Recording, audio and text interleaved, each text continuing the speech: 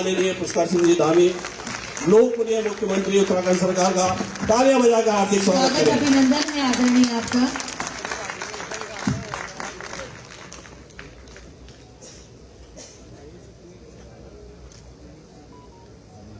भारत माता की,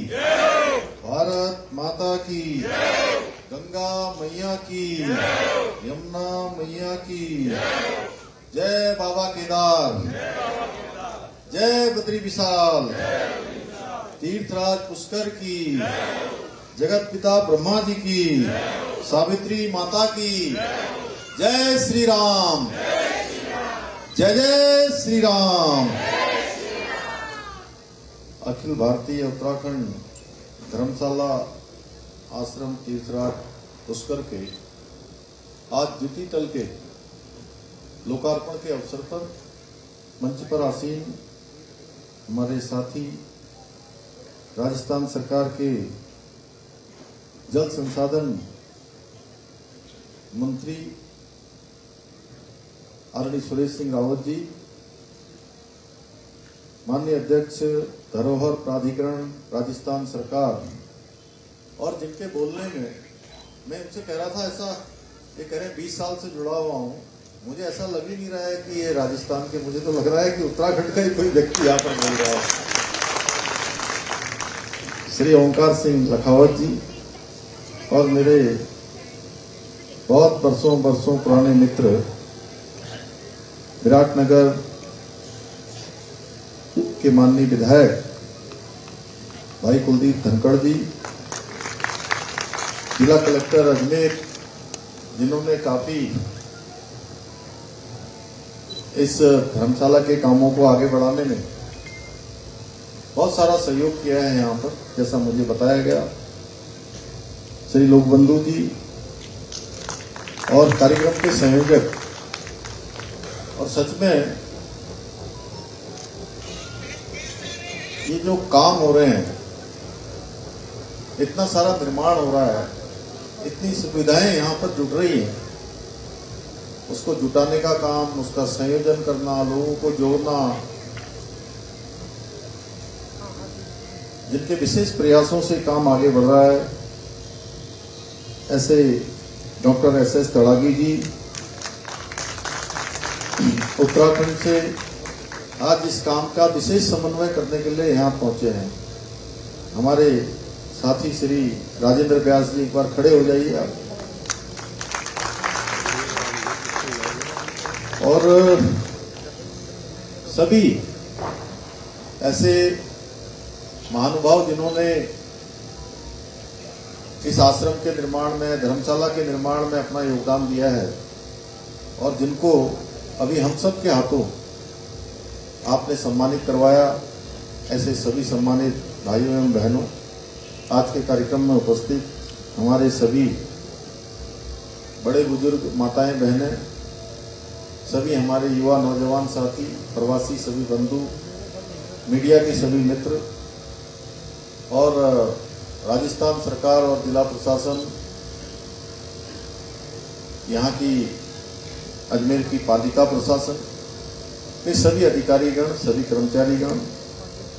मैं आज के इस कार्यक्रम में आप सभी का हृदय से स्वागत करता हूं, आप सबका अभिनंदन करता हूं। और सर्वप्रथम मैं तीर्थराज पुष्कर की इस पवित्र और तपोमयी भूमि पर विराजमान सृष्टि के आदि रचयिता, वेदों के प्रणेता भगवान ब्रह्मा जी को साष्टांग प्रणाम करता हूं। मैं आज पुष्कर राज में उत्तराखंड धर्मशाला आश्रम के लोकार्पण के अवसर पर उपस्थित हमारे सभी महानुभावों का, जो यहाँ पर हैं और जिन्होंने इसके निर्माण में योगदान दिया है, और साथ में आज का ये विशेष कार्यक्रम जहाँ तड़ागी की और आप सब में से बहुत सारे लोग, हमने जो एक नवाचार शुरू किया है उत्तराखंड में, एक नया काम पूरे देश भर के प्रवासी भाई बहनों को एक दिन प्रवासी सम्मेलन करके हम उनको भी उनके पैतृक स्थानों से जोड़ने का काम कर रहे हैं। और पिछले साल से हमने वो सम्मेलन शुरू किया और मुझे बताते हुए खुशी है कि तड़ागी जी समेत पूरे देश भर के ऐसे लोग जो समाज के विभिन्न क्षेत्रों में काम करते हैं, वो हर वर्ष उस सम्मेलन में सम्मिलित होते हैं, अपने विचार रखते हैं। और मैं आज यहाँ राजस्थान के मुख्य सचिव रहे, भारत सरकार के सचिव हैं श्री सुधांशु पंत जी का भी मैं बहुत धन्यवाद करता हूं कि उन्होंने भी आज के कार्यक्रम को बनाने में एक सेतु की भूमिका के रूप में अपना योगदान दिया। और मैं राजस्थान सरकार के मुख्यमंत्री जी का भी धन्यवाद करता हूं कि उन्हें भी यहाँ आना था और उन्होंने मुझे कहा था कि क्योंकि मेरा कार्यक्रम पहले तय हो चुका था, इसलिए उन्होंने कहा कि इसको थोड़ा व्यवस्थित कर लेते या कोई, तो मैंने उनसे कहा कि नहीं, आप फिर कभी आप जब यहाँ आएंगे तो तब आ जाएंगे आपके प्रतिनिधि के रूप में। यहाँ पर हमारे सुरेश जी, ओंकार सिंह जी और सारे लोग यहाँ पर, कुलदीप जी भी आ गए हैं वहाँ से और अन्य हमारे जिलाधिकारी भी हैं, सभी लोग हैं, तो मैं उनका भी बहुत धन्यवाद करता हूँ। मेरे लिए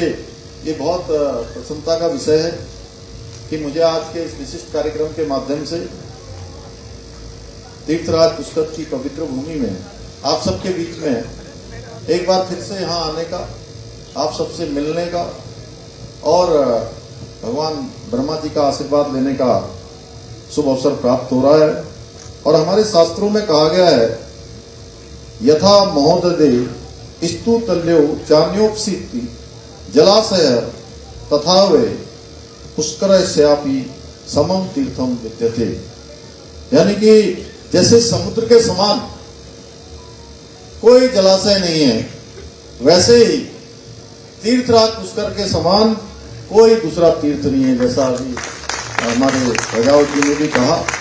ओंकार सिंह जी ने, इनमें भी सृष्टि के रचयिता भगवान ब्रह्मा जी की यज्ञस्थली और अनेकों ऋषि मुनियों की तपोभूमि पुष्कर तीर्थ को समस्त तीर्थों का गुरु होने का गौरव प्राप्त है। पुष्कर केवल एक तीर्थ नहीं है, बल्कि भारत की सनातन आध्यात्मिक जो संस्कृति है कि उसकी वो अनस्वर ज्योति है जो युगों युगों से मानवता, धर्म, तप, त्याग और सद्गुणों पर चलने की प्रेरणा देती है। चारधाम यात्रा का पुण्य भी, जैसा अभी यहाँ कुलदीप जी आप कह रहे थे, आप सुरेश जी कह रहे थे कि गंगा जी का स्नान करने का वो पुण्य या यात्रा वो तभी पूरी होती है। चारधाम यात्रा करने का भी पुण्य तभी पूर्ण माना जाता है जब तीर्थराज पुष्कर के पावन सरोवर में उसके बाद स्नान किया जाए। शायद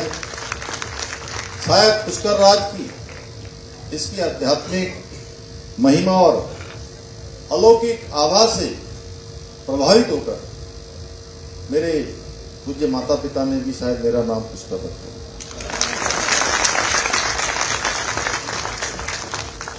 मुझे इस समारोह में आमंत्रित कर इस दिव्य धरा को प्रणाम करने के लिए मैं यहाँ के पूरे अजमेर ट्रस्ट के, हमारे तड़ागी जी का, समस्त पदाधिकारियों का और सभी आयोजन करने वालों का मैं और अपने सभी अजमेर वासियों का, हमारे उत्तराखंड के सभी प्रवासी भाई बहनों का हृदय तल से आभार व्यक्त करता हूं। और मैं आप सबका भी बहुत साधुवाद करता हूं। मैं अपनी बेटियों का, जिन्होंने सैकड़ों किलोमीटर दूर रहकर भी उत्तराखंड की संस्कृति को, हमारा एक पिछोड़ा, हमारी ये जो नथ और गलोबंद, अब नए जो बच्चे हैं धीरे धीरे पहले इस हमारे पहनावे से, हमारी वेशभूषा से, हमारी संस्कृति से जो दूर जा रहे थे, अब फिर से वो अपनी संस्कृति की ओर वापस जा रहे हैं। और मैं केवल यहाँ नहीं, मैं ओमकार सिंह जी, मैं लंदन गया आज से लगभग 2 साल पहले। मैं दुबई गया, मैं अबू धाबी गया, और देश में तो जितने शहरों में मैं जाता हूं तो मुझे उत्तराखंड की जितनी बहनें मिलती हैं, जितनी बेटियां मिलती हैं, वो सच में, और बहुत सारे लोग, जैसे आज वो टोपी वाले देखे सब दिखाई दे रहे हैं आपको, ये उत्तराखंड की संस्कृति के जीवंत उदाहरण है, ब्रांड एम्बेसडर है, जो उत्तराखंड की संस्कृति को आज पूरे विश्व के अंदर ले जा रहे हैं। हमारे प्रधानमंत्री जी ने एक टोपी पहनी थी, आप सबको याद होगा, 26 जनवरी 2022 को, और उसके बाद ये टोपी भी आज पूरे विश्व के अंदर एक अलग पहचान इस टोपी की बन गई है। मैं अपनी बेटियों को, अपनी माताओं को, बहनों को, सबको बहुत बहुत प्रणाम करता हूं कि आप सब देवभूमि उत्तराखंड की संस्कृति और इस विरासत को बहुत सजाने का बहुत शानदार काम कर रहे हैं। और यहां आकर मुझे आप सबके बीच में ऐसा लग रहा है जैसे मानो मैं राजस्थान में नहीं हूं। और अभी ओमकार सिंह जी बोल रहे थे तो जैसे एक पहाड़ी आदमी बोलता है एकदम ठेठ। बिल्कुल, मैं तो सोच रहा था कि आप पता नहीं वहीं ज्यादा रहे हैं क्या पहले। और हमारे जो है सुरेश जी भी, कुलदीप जी भी, ये सब जितने सरल हैं, सीधे हैं, देखिए मंत्री हैं, विधायक हैं, लगता नहीं कि बिल्कुल जो है इनकी सरलता, इनकी सज्जनता, कोई दिखावा नहीं, किसी प्रकार का वो नहीं। तो मुझे लगता है कि हमारे सब उत्तराखंड के भाई बहन आप सबको पाकर, और ओमकार सिंह जी आप जैसे अभिभावकों को पाकर सच में ये लोग बहुत सुखी हैं यहाँ पर हर प्रकार से। और मुझे भी ऐसा लग रहा है कि मैं आज अजमेर में नहीं हूँ, मैं उत्तराखंड के किसी कार्यक्रम में हूँ। मुझे पूरा विश्वास है कि आने वाले समय में ये जो हमारी धर्मशाला बनी है यात्रियों और श्रद्धालुओं के लिए एक और महत्वपूर्ण स्थल के रूप में आश्रय देने का काम करेगी, बल्कि उत्तराखंड और राजस्थान के बीच सांस्कृतिक, आध्यात्मिक, सामाजिक संबंधों को और अधिक मजबूत बनाने का काम करेगी। भाइयों बहनों, आदरणीय प्रधानमंत्री श्री नरेंद्र मोदी जी के कुशल नेतृत्व और उनके मार्गदर्शन में आज हमारी सनातन संस्कृति की पताका संपूर्ण विश्व के अंदर फैल रही है और दुनिया भर के देश हमारी प्राचीन भारतीय संस्कृति और दर्शन से परिचित हो रहे हैं। आज चाहे अयोध्या में भगवान श्री रामचंद्र जी का भव्य दिव्य मंदिर बन रहा हो, बाबा विश्वनाथ के कॉरिडोर का निर्माण होना हो, भव्य काशी दिव्य काशी बनना हो, महाकाल लोक उज्जैन में महाकाल लोक बनना हो, या उत्तराखंड के अंदर ही बद्रीनाथ धाम का मास्टर प्लान हो, केदारनाथ धाम का नवनिर्माण हो, या सुदूरवर्ती क्षेत्र अंतर्राष्ट्रीय सीमा पर लगा हुआ 17,000 फुट की ऊंचाई पर आदि कैलाश के दर्शन करने जाना, भारत के प्रधानमंत्री के रूप में नरेंद्र मोदी जी का जाना हो, मुखवा हरसिल जहां गंगा मैया का मायका है उस स्थान पर जाना हो, या भारत का जिसको अंतिम गांव कहा जाता था उस अंतिम गांव को उसी गांव में जाकर भारत के पहले गांव की संज्ञा देना हो, यह हमारे प्रधानमंत्री मोदी जी के नेतृत्व में आज तेजी से बढ़ रहा है। और भारत की जो संस्कृति है, भारत की जो विरासत है, उसको सशक्त बनाने के साथ ही भारत की संस्कृति को वैश्विक पहचान दिलानी हो, विश्व में मजबूती प्रदान करनी हो, वैश्विक मंचों पर उसका प्रभाव करना हो, आदरणीय प्रधानमंत्री जी के मार्गदर्शन में हमारी सरकार भी उत्तराखंड में देवभूमि की सांस्कृतिक विरासत और उसकी संरक्षण के दिशा में निरंतर कार्य कर रही है। हमने जहां एक और केदारखंड और मानसखंड के मंदिर क्षेत्रों के सौंदर्यीकरण के लिए हम अनेकों कार्य कर रहे हैं। चार धामों के अनेक मार्ग नए बन गए हैं। पूरे देश और दुनिया के लोग आज चार धाम आते हैं तो उनको अंतर महसूस होता है कि पहले किस प्रकार की सड़कें होती थी,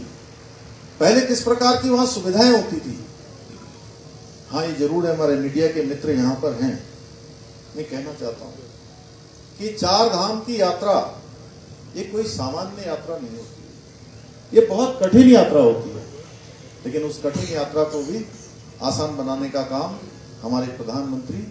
नरेंद्र मोदी जी के नेतृत्व में हम सब लोग वहां आगे बढ़ा रहे हैं, उसको आगे कर रहे हैं। और केदारनाथ जाने के लिए आज रोपवे का काम प्रारंभ होने जा रहा है। आने वाले समय में जो यात्रा कई घंटों की होती है, दिनों की होती है, वो यात्रा कुछ ही मिनटों में संपन्न हो जाएगी। इसी प्रकार सिखों का जो हमारा बड़ा धार्मिक स्थल है हेमकुंड साहब जो 3-4 दिनों की यात्रा होती है, वो यात्रा भी कुछ ही मिनटों में संपन्न हो जाया करेगी। और ऐसे लोगों के लिए जो शारीरिक रूप से कमजोर हैं, अस्वस्थ हैं, वृद्ध हैं, जिनके लिए यात्रा अत्यधिक कठिन होती है, उनके लिए भी ये यात्रा आसान होने वाली है। चार धाम ऑल वेदर रोडें हो, चाहे दिल्ली से देहरादून एलिवेटेड रोड हो, उन सब ने आज जो लंबी दूरी है उसको बहुत कम समय का बना दिया है। ऐसे अनेक काम हो रहे हैं। उसके साथ साथ हम श्री कृष्ण यमुना तीर्थ सर्किट निर्माण की दिशा में भी काम कर रहे हैं, जिसके अंतर्गत यमुना जी में अनेक घाट बनाए जाने का काम आगे बढ़ रहा है। इसके साथ साथ आप सब हरिद्वार आते हैं, ऋषिकेश आते हैं, मां पूर्णागिरी के धाम शारदा जी पर जाते हैं, जहां हम गंगा कॉरिडोर ऋषिकेश और हरिद्वार में बना रहे हैं। उसके साथ साथ शारदा जी के तट पर मां पूर्णागिरी के आंगन पर, जहां वर्ष भर लाखों की संख्या में श्रद्धालु आते हैं, वहां शारदा कॉरिडोर के निर्माण की दिशा में भी कार्य किया जा रहा है। इसके अतिरिक्त हमने भारतीय संस्कृति, दर्शन और इतिहास के गहन अध्ययन के लिए दून विश्वविद्यालय में सेंटर फॉर हिंदू स्टडीज की स्थापना भी की है, जिसमें अध्यात्म में, हिंदू दर्शन पर, इन सब पर एक बड़ा शोध चलने वाला है। भाइयों बहनों,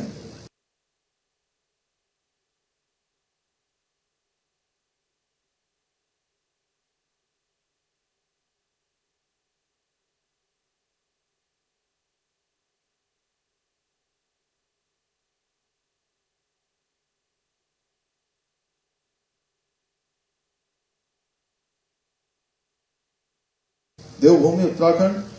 संपूर्ण भारत के जिहाद, लव जिहाद और थूक जिहाद जैसी जो विकृत और घृणित मानसिकता है, उसके खिलाफ भी कठोर कार्रवाई सुनिश्चित की है। इतना ही नहीं, हमने उत्तराखंड में एक सख्त दंगारोधी कानून बनाकर अब दंगे का